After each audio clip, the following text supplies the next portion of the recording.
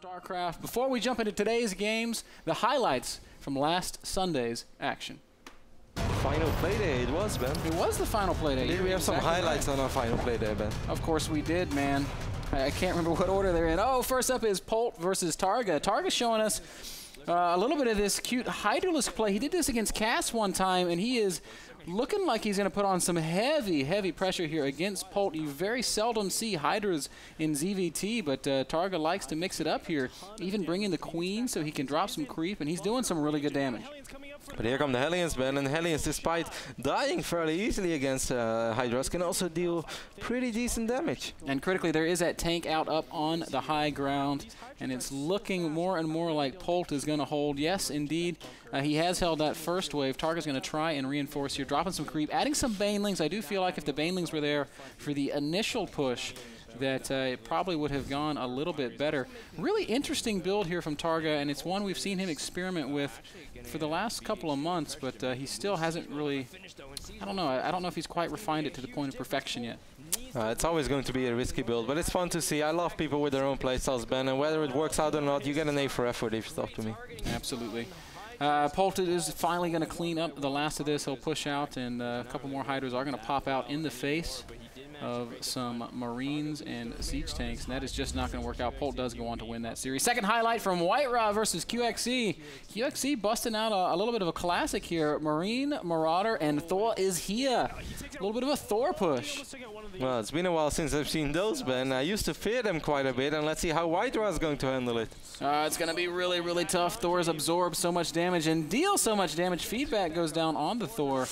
The Immortal's just barely out of range of the Thor, and that's of course a really big difference. Now finally he starts focusing the Thor, but by this time all these Marines and Marauders did so much damage already. It's indeed too little too late, Kev. QXE with a beautiful push here against whiteRa. He would win this entire series 2-0. QXE's been playing some excellent StarCraft here at the end of the season.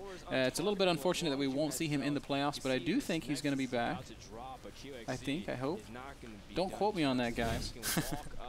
But we do just see him taking out the natural of whiteRa, and he will go on to win this game.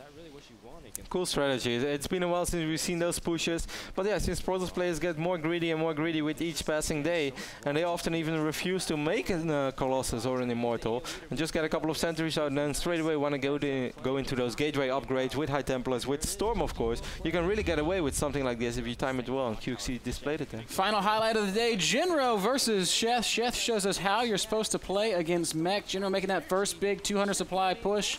And Sheth tries to meet it with roaches and infestors. He's not going to clean up this entire army, but he does do some good damage. And the real difficulty in meching is reinforcing. You just can't afford to replace that kind of an army. Not just that, Ben. It takes quite a while before a Thor made his way over there, to the other side of the army. It's not exactly a roach and creep. No, not at all. If only you could have hovercraft for your Thors, like that they could Maybe craft. That could be a Heart of the Swarm upgrade. I'm glad we already had Wings of Liberty, so we don't have to worry about ridiculous upgrades. Hovercraft, of course. Jinro pushing all the way into the natural of Sheth, but Sheth being very patient. He's going to push out one more time, and with this, he should. Spore Crawl is helping out so extremely much against those Banshees. Well, often a big problem is that those Banshees just stay alive forever with full HP as well. But now having a couple of those Spore Crawlers, even if you just get 6-7 hits off, it really makes a big difference.